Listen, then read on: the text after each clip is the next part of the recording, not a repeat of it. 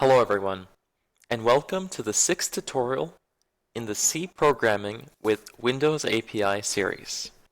In the previous tutorial, we talked about conditional loops such as for and do while. We've also talked about while loops on their own. Another topic that we talked about in the previous tutorial were tags such as the \n for new line, \r for end of stream or end of line, and \t for tab. If you haven't watched that previous tutorial already, I suggest you do that now. In this tutorial, we'll be talking about the concept of arrays and how we can use arrays in our application. So let's begin. First, we'll open up Visual Studios. And I'm going to assume that you guys already have your new project created by now. So just project 5 and tutorial5.cpp in the source file. So the first thing that I want to tell you guys is I want to be talking about how to include a header file from a separate project into a new project, assuming that the file is in a separate folder. So what we want to do first is we want to include this tools.h file from project 4 into project 5. We do this by right-clicking on the tools.h file and going to copy, then click on the header files filter in project 5 and paste the tools.h file into there. Now, even though the tools.h file is now inside our filter, remember, filters aren't real folders, they're just virtual naming conventions for folders. So we still have to include the file into our project. So I have the default template open up right here in tutorial5.cpp. I'm going to close this, and I'm going to close this. And I will close tools.h. So I'm going to type include, just like we would normally. I'm going to type the double quotations, and then I'm going to type ... and as you see, after I type ... what this is basically saying is that from the let me open up the current directory of tutorials. And open this back up, and this. So if we look right now in the directory of our solution, in solution 5, tutorial5.cpp is now in this folder right here. We want to include tutorials H from this folder. So what we're doing from this folder is we're doing a ... and what the ... represents is we're going to be going to the folder right before our folder. So we type ... which takes us back from this folder back to this root folder, and then we want to go to for, so we're going to type for, and then we're going to type tools.h, which is where our tools.h library is included. So as you see, prior to including it, true is undefined, right? But after including it, true is defined. Even though tools.h is still in here, we still need to include it into our project, or the file where we want to use the definitions or recipes. And now we can use it. Cool. So let's move on. Let's move on to talking about arrays. So what is an array? An array, first, before I do that, let me just close this folder. So an array is, just as the English word is, an array of data. So it's a bunch of different data stored inside one container.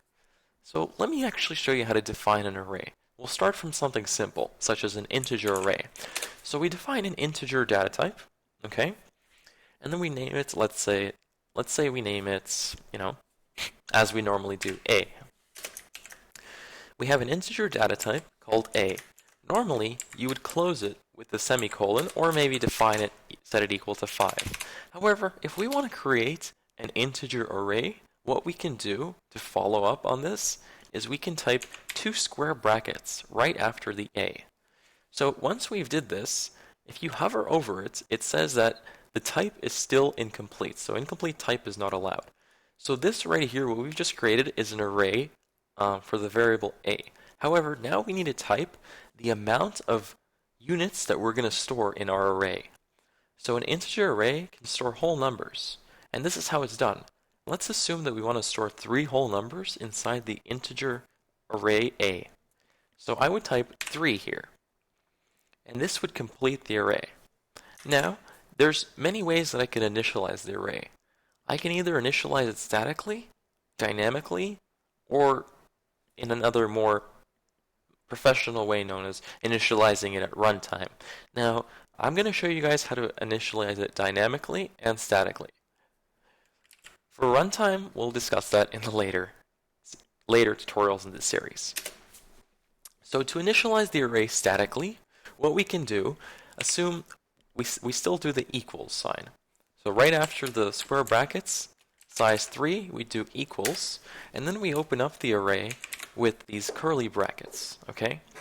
So inside the curly brackets, we put the units which we want to store in this array, separated by commas. So let's say I want to store the number 1, 2, and 3. These are 3 numbers, and the array is of size 3. I can't store more than 3 numbers if the array is only of size 3, because look what happens if I try to put 4. If I put 4, you see an underline under it. It says too many initializer values, and that means that I can't initialize the array with 4 numbers inside of it. Now, there is a way to change the size of the array after you assign it, even though the original size is 3, but we will talk about that later once we start discussing memory management in tutorial number 11. So right now we have 3 values, 1, 2, 3, in the array A. Let's assume I want to access these values. So I can now simply type printf, okay, and I can type, the value of A0 is D. So hold on there, buddy. A0, what do you mean by that? So what A0 means is that I'm trying to access the very first element in the array. But wait, why is it 0? Well, the reason that it's 0 is because when you're defining an array, you're putting the number of elements that you want to have in the array minus 1. So basically, the last element in the array is used to store memory. So even though we start from 0, and you'd probably be thinking 0, 1, 2, 3. Wait a second, that's 4 values that we can store. You're wrong. You can only store up to 2, because the computer starts counting from 0. And the third element of the array is used to store memory. And I'll talk about that again later on. But just assume for now, or forever, that every array, when you're going to start storing values in it and you're going to try to access it, the first element will be accessed from 0, and so on. So number 1 is 0, number 2 is 1, number 3 is 2. So assume that I want to access number 2 in the array. What I would do, or rather, let's just make it like this. If I want to access number 2 in the array, I type A1. And this will print 2 into the console prompt. So let's run it.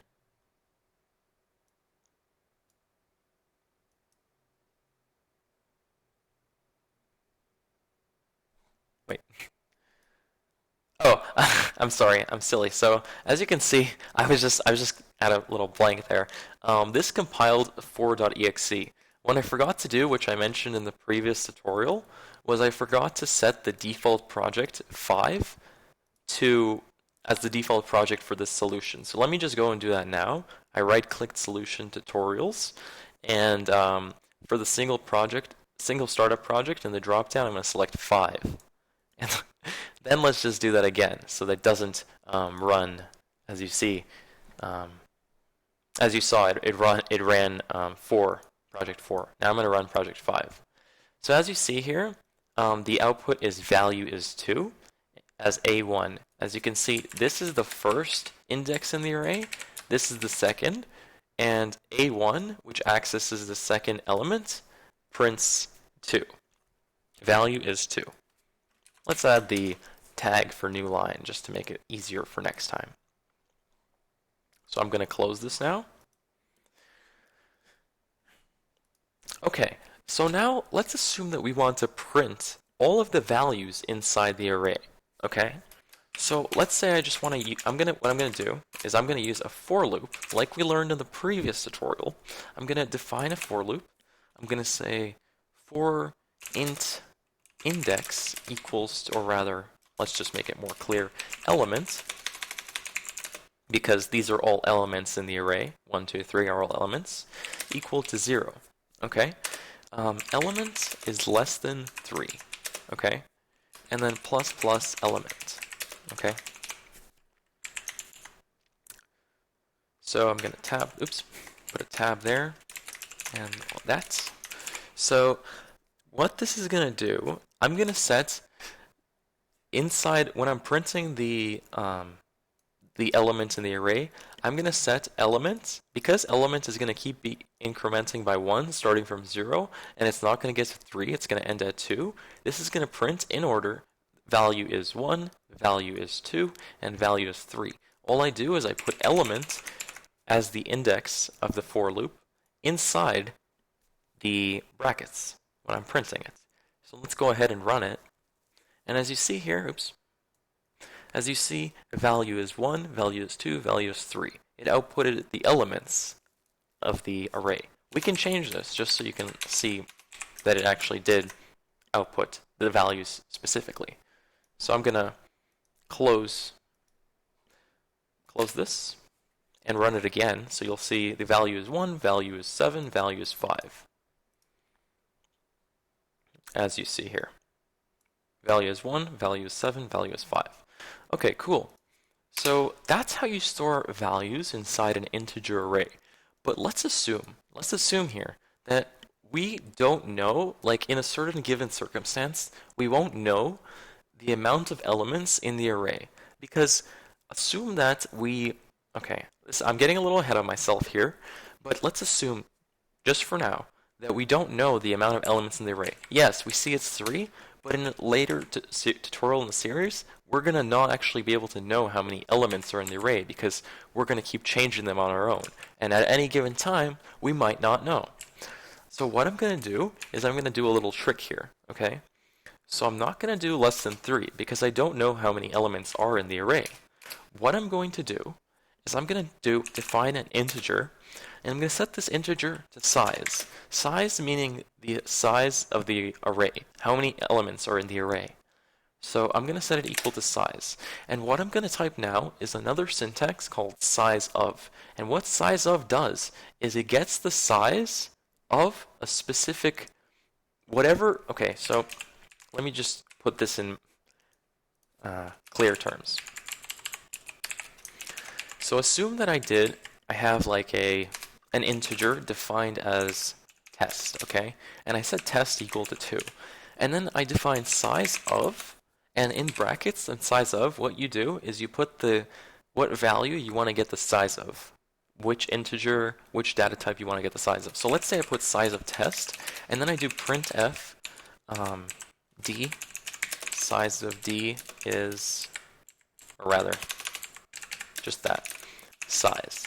So if I ran this application right now, what would it give me? 4. Why would it give me 4? Because the amount of bytes this goes in a little bit into our 11th tutorial in the series, but the amount of bytes that the integer data type counts for in the system is 4 bytes. So integer data type, integer equals 4 bytes. Then, we also have the char data type, and char equals to 1 byte. So just know this for now, that an integer equals to 4 bytes, and a char equals to 1 byte. Okay? So let's assume that I just did that right now. Let's assume I did size of A. Okay? Because of the array. What would be the outputs? So we're going to run the application right now, and we're going to see. So as you can see, this proves that one integer is the size.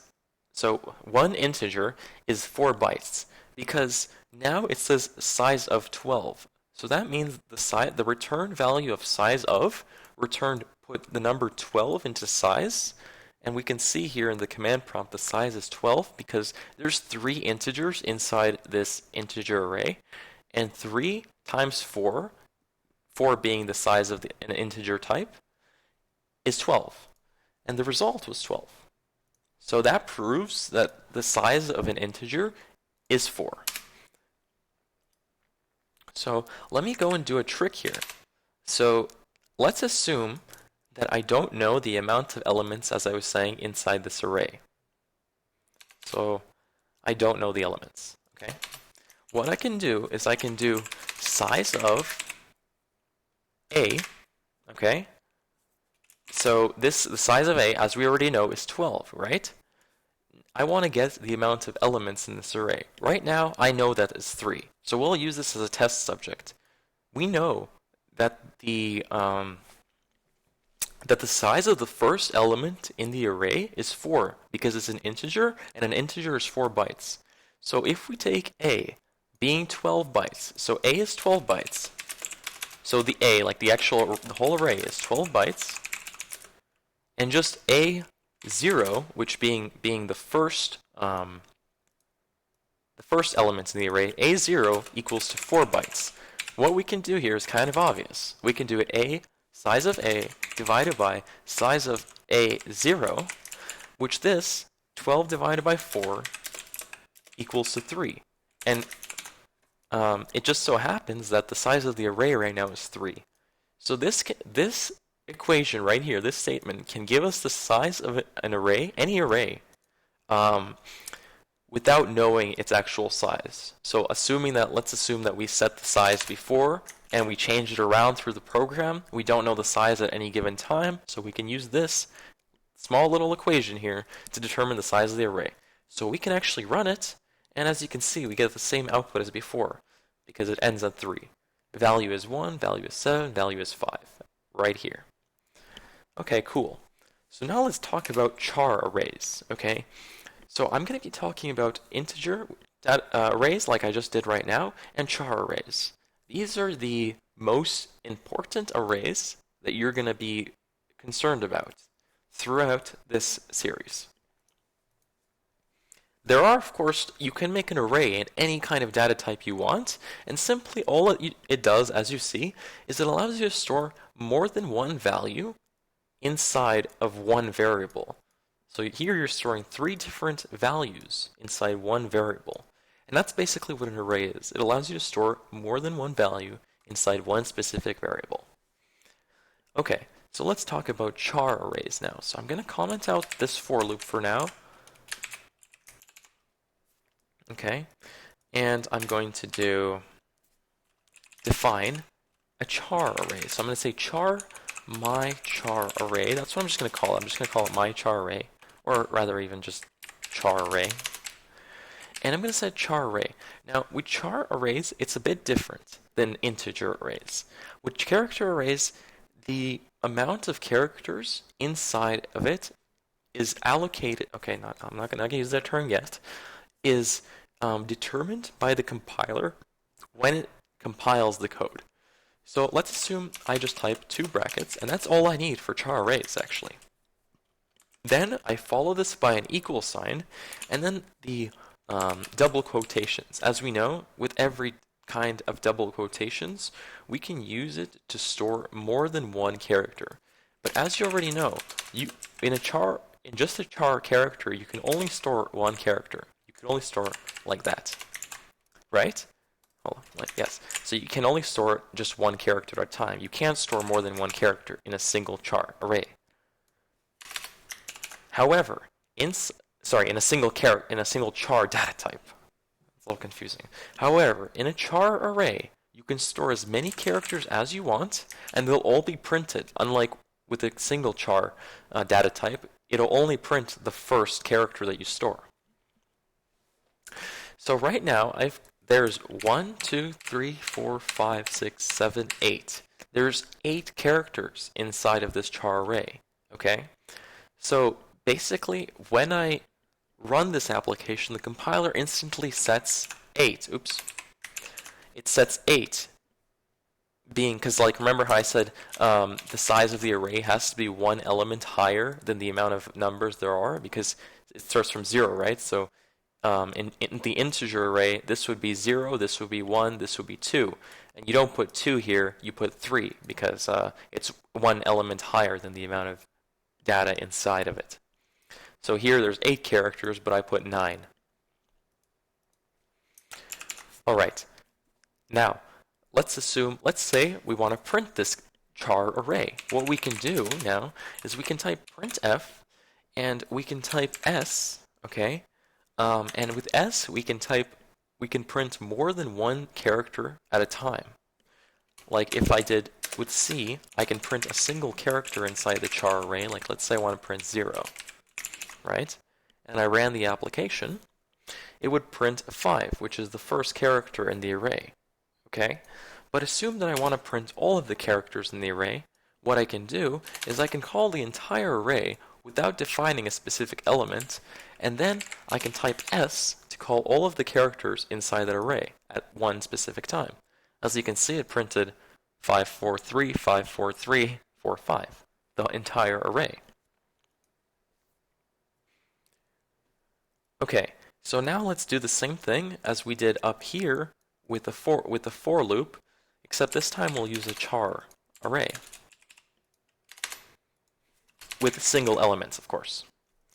So we're going to do size of char array and size of char array plus element, and this is char array. So let's print this and see what happens. So here's something interesting.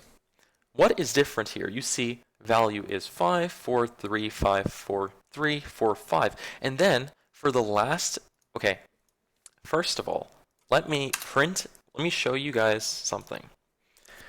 If I print this,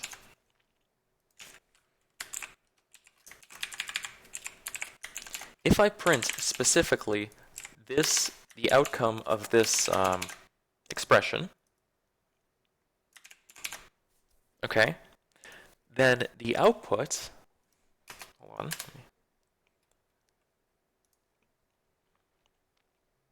the output is 9. Now you're thinking, hold on a second here. Why would the size of this array be 9 if the maximum limit is 9? Now remember earlier how I was just speaking about integer arrays and how the last index in the array, the last element in the array, is memory that it stores? Basically, the type of memory that it stores in that last element is, let me just disable. The last element that it stores in the array, this, is memory that tells the compiler that this is the end of the array. For a character array, however, because characters are real, actual symbols and numbers are just integers, just numbers, with the character array we can actually see the symbol that's at the very end of the array. Now, the symbol it's a special symbol. So, as you see, when we ran the application, it was, sorry, let me go back to the for loop here. Oh, silly me. So when we ran the application, the last value was blank, and that means that it's called, in programming terms, it's called the Null Terminator. It tells the compiler, or it tells us, that this string is terminated after this, after this part of the string. So after it gets to this part, the number 5 here, the last character is a null terminator, which tells the compiler that this is the end of the string. And how this null terminator looks in real time is like this. It's basically a backslash and a 0. That's how it looks as a character. So let's just try to output this null terminator inside of our string, inside of our char array. Okay? So as you can see, we've just outputted this null terminator, which is a backslash 0. So you remember the backslash, I said it was an escape character? Well, the 0 is a null terminator escape character. It's a different kind, because I mentioned there are different kinds. We're just not going to be seeing them or using them as much. Because there is another way to null terminate the string without using this \0 character. And I'll talk about that later, but for now, as we can see, when we inputted this into the string, it shows that in this index where 5 was before, or this element, it shows a blank, just like it does in the following element, which is also a blank. This is the character to determine or derive a null terminator. And I'll get into that, null terminating strings, I'll get into that once we get into pointers, but for now, just understand that in an array, the null terminator in a string is always at the very end, but it's not visible, unless you're dealing with a char array. And that actually wraps up this tutorial. Thank you guys for watching again. If you learned something new, or if you liked the video, leave a thumbs up. If you have any questions, leave a comment below. Thank you for watching again, and I'll see you in the next tutorial.